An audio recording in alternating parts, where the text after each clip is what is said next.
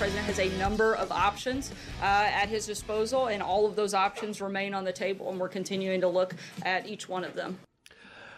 Well, that was Sarah Sanders yesterday talking about a would-be Syrian strike that we thought was inevitable and probably still is. Admiral James Stavridis is the dean of the Fletcher School at Tufts, former Supreme Allied Commander at NATO, and author of Sea Power, the History and Geopolitics of the World's Oceans. And that's where a lot of these F-22s, F-16s will be coming from, aircraft carriers on the world's oceans, perhaps, because it looks like Incirlik Air Base in Turkey is not, it's not for our use, according to Lieutenant Colonel Oliver North. Admiral, welcome back. The world's tense again, thinking we're, especially this country, we're about to hit Syria. Do you think it's going to happen? I absolutely do think it's going to happen. And despite the kind of back and forth tweets a few days ago, it was, hey, the missiles are coming now. And then I think the president, taking some good advice, tried to walk that back. But the missiles are coming, and then I think the manned aircraft are going to come right behind, Brian. So, yes, I think this will happen. What would be an effective attack plan if I gave you the erasable pen and told you to go up to the whiteboard? I would put at the top of my list soaking the area massively for intelligence. That means putting all our satellites on it, getting our drones in place, getting our special forces on the ground, get the intelligence picture right, then bring cyber into it, take down part of the electric grid, use cyber against the computer systems that are driving the air warfare, the anti-air warfare missiles on the ground. And then you come in with your Tomahawks, Brian. Those are unmanned, low risk. They take out the air defense network. Then you bring in your jammers who are going to jam the electronic signals of anything that's left. And then the manned aircraft come in behind. I think you do a medium-sized raid. It's probably a 4-hour event, and you go after the entire kill chain of these chemical weapons in Syria. Do we know where is that possible to know where they are? We have pretty good idea of pieces of that kill chain. So what I mean by that, Brian, is they're produced, then they're transported, then there's command and control nodes that decide where they're going to be dispersed. Then there are delivery systems, aircraft. We don't have perfect knowledge of that kill chain, but we know a lot of the pieces, and we ought to go after those pieces. Last time, we basically just sent a signal. We fired 60 Tomahawks, not a big effect. Now we have to do something that really takes out Syrian chemical weapon capability, and I'm confident we'll end up doing that. Little surprised by this. General Mattis said this yesterday from the Pentagon.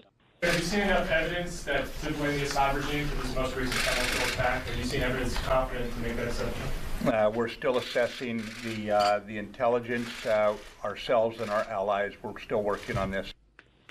Still assessing. You know what I think? What I think of that, Brian, is after the president telegraphed the strike so clearly, I think that the national security team is trying to do what they can to kind of obfuscate the timing here. So they convinced the president to do another tweet that says it may be coming soon, it may never, it may come in the medium term.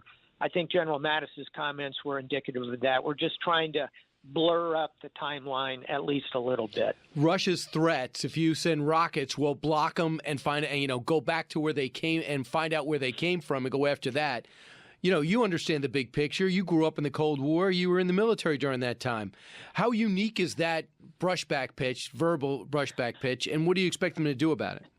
I think it's a significant verbal brushback, but I think it's unlikely that Russia would deliberately go after U.S.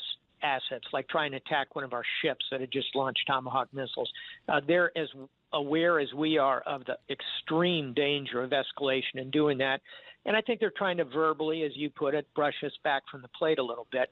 We shouldn't cave into that. What we should do is say to the Russians, both publicly and privately, we will do everything we can to avoid any collateral damage that kills Russians or destroys your equipment. So you, Russia, have an obligation to get your forces away from Syrian forces. That's hard for them to do, but if they were smart, they would do it. And, oh, by the way, Brian, they just sent out to sea a group of the Russian ships to get them out of Syrian harbors. I think that was a smart move on their part. Yeah, although we would never intentionally target them, we give word No. for them to get out of the 6 Syrian bases. And as General Keane was telling me yesterday, if they're there, they're there. But I would not bother you with a pundit or someone railing.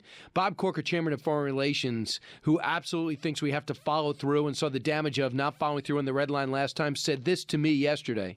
I'm a little worried. I saw a second tweet that came out this morning where he, in essence, was saying, let's make nice. Let's work together. We can help build the Russian economy. So I don't know whether that first tweet you're referring to, you understand. My concern is that well, yeah, I stated it already. That we won't follow through at all. Exactly. And, we need to approach Russia, I think, tactically in a very serious way and tell them this is what we're going to do. We are going to take out this Syrian chemical weapon capability and get out of the way tactically. But, Brian, long term, I think we need to find ways to work with Russia. So I think the mistake would be to make nice in the short term. We need to be aggressive and determined in the short term. Longer term, I think there are potentials for openings with Russia. And in the end, to solve Syria, it's going to have to be the United States and Russia working together. But that's in the future. Absolutely. Admiral, a lot's on the line. And sadly, we're in a world where we have to show a spine all the time. We're constantly being tested. And if we don't, we pay the price. We wish it wasn't schoolyard tactics, but that's really what's going on today. Indeed it is. And I think we need to wake up to that and do what we need to do in Syria. Admiral Stavridis, thanks so much. Your call's next, 1-866-408-7669, The Brian Kilmeade Show.